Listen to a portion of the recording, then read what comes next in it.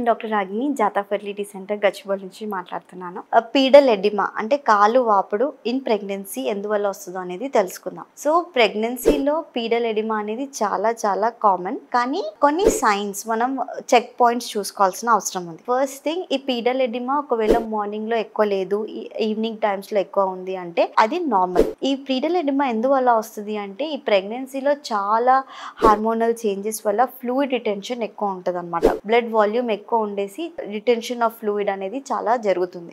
And ప్రెగ్నెన్సీలో baby wait వల్ల కూడా ప్రెషర్, బ్లడ్ వెజల్స్ మీద ప్రెషర్ పడేసి దాని వల్ల కూడా పీడల్ ఎడిమా వచ్చే ఛాన్స్ ఉంటుంది అనమాట. So పీడల్ oedema evening time rice అవుతున్నట్లయితే ఎక్కువ టెన్షన్ ఏం పడిన అవసరం లేదు. విత్ ఫ్రీక్వెంట్ రెస్ట్ అంటే lying down positions with frequent walking ఇది చేసుకున్నట్లయితే చాలా వరకు తగ్గుతుంది. అండ్ సెకండ్ థింగ్, చాలా ఇంపార్టెంట్ ఏంటి అంటే ఫుడ్ ఏది తీసుకుంటున్నాము అనేది ఇంపార్టెంట్. ప్రోటీన్ ఎక్కువ ఫుడ్స్ తీసుకొని సాల్ట్, సోడియం కంటెంట్ ఎక్కువ పుష్ చేయకుండా ప్రోటీన్ విత్ ఫ్లూయిడ్స్, వాటర్ తీసుకున్నట్లయితే చాలా వరకు తగ్గే ఛాన్స్ ఉంటుంది అనమాట.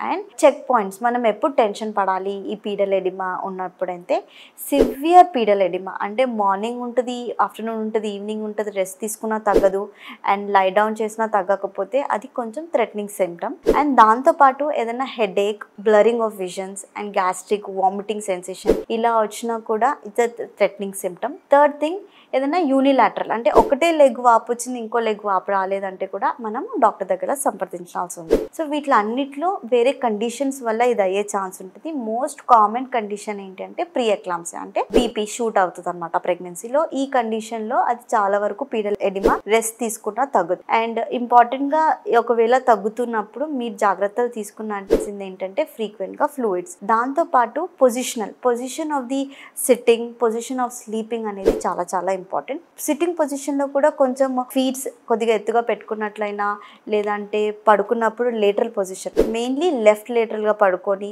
పిల్లోస్ సెట్ చేసుకున్నట్లయితే ప్రెషర్ అనేది చాలా తగ్గడం ఉంటుంది అనమాట. వెజల్స్ పైన తగ్గించుకొని ఫ్లూయిడ్ అనేది చాలా వరకు అబ్జర్వ్ అయ్యే ఛాన్స్ ఉంటుంది. సో సిమ్టమ్స్ ఎలా ఉన్నాయి, తగ్గుతుందా లేదా, సివియారిటీ ఎట్లా ఉంది అని చూసుకొని రెగ్యులర్గా గైనకాలజిస్ట్ని సంప్రదించినట్లయితే మనం ట్రీట్మెంట్ చూసుకోవచ్చు. దీంట్లో ఏదైనా డౌట్స్ ఉన్నట్లయితే జాతకు వచ్చి కనుక్కోండి. Thank you.